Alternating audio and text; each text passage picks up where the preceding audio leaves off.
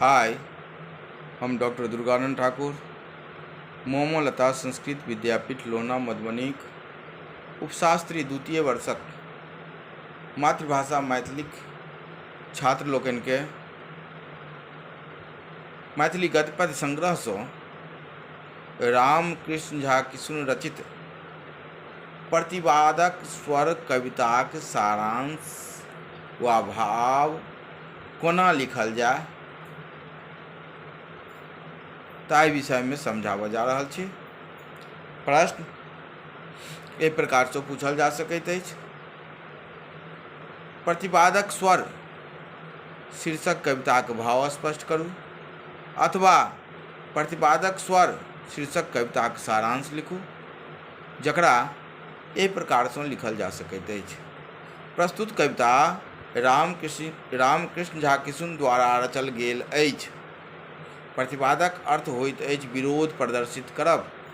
प्रतिवादक स्वर कविता में कविक प्रगतिवादी रूप देखबा में अबैत अछि। कवि वर्तमान युगक वैज्ञानिक आविष्कार सँ खिन्न छथि, तें विरोध करैत कहैत छथि जे हम अहाँ लोकनिक बनावटी खोल के खखोरि कऽ असली रूप देखय चाहैत छी। एहि क्रम में यदि हमरा कोनो आघातो होयत तो तकर चिंता नहीं अछि। हम एहि युगक नग्न प्लास्टिक पिरामिडक रूप के देखऽ चाहैत छी जे चाटुकार द्वारा बलजोरी हमरा लोकनिक पीढ़ीक माथ पर लादि देल गेल अछि। हम ओहि अधिष्ठित विश्व के निर्दयता पूर्वक तोड़ि देबऽ चाहैत छी जे हमरा लोकनिक चारू कात ऊंच सिंहासन स्थापित कऽ देने अछि। हमरा बाँहि में ओ दम अछि जे अनका भरोसे चमकैत चंद्रमा के अपन प्रचंडक मुक्काक आघात सँ तोड़ि चूर चूर कऽ सकैत छी। ई पीढ़ी कहिया धरि गोली खा के व्याधि के झपने रहता। कब्र में गाड़ल लाश में की पिलुआ खदखद नहीं करैत छैक।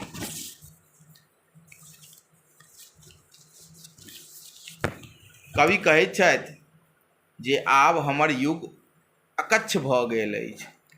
हमरा सुतबाक लेल हफीम नहीं चाही, आ ने मार्फियाक सुई सँ शांतिक अभिलाषी छी हम। फूसिक स्वप्न लोक हमरा नहीं चाही। बिजलीक बनावटी इजोत आ बिजलीक पंखा बनावटीक बसात हमरा नहीं चाही। एहि सब देखावटी बातक हम घोर विरोध करैत छी। एहि रूपे देखैत छी जे वर्तमान वैज्ञानिक युगक देल भौतिक सुख संपदाक कोनो रूप के पसिन्न कवि नहीं करैत छथि। कारण एहि सँ प्रतिस्पर्धाक भावना होड़ रहल अछि। तें कवि नैसर्गिक प्राकृतिक सुखक अभिलाषी छथि। एहि प्रकारे प्रतिवादक स्वर कविताक सारांश व भावार्थ लिखल जा सकैत अछि। प्रतिवादक अर्थ होइत अछि विरोध करब। एहिमे कवि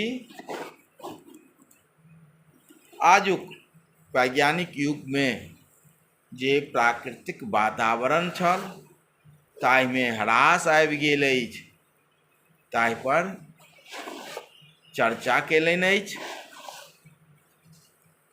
रामकृष्ण झा किशुनक ई प्रतिवादी स्वर कविता बहुत प्रसिद्ध कविता थी। प्रतिवादक स्वर कविताक सारांश व भावार्थ कोना लिखल जाय ताहि विषय में आइ अपने लोकनिक समक्ष हम चर्चा केलहुँ अछि। तो एहि प्रकारे सारांश या भावार्थ प्रतिवादक स्वर अपने लोकनि लिखब। जहिया ऑफलाइन चालू हेतै तऽ करेक्शन ओकरा देख लेबै, करेक्शन कऽ देबै।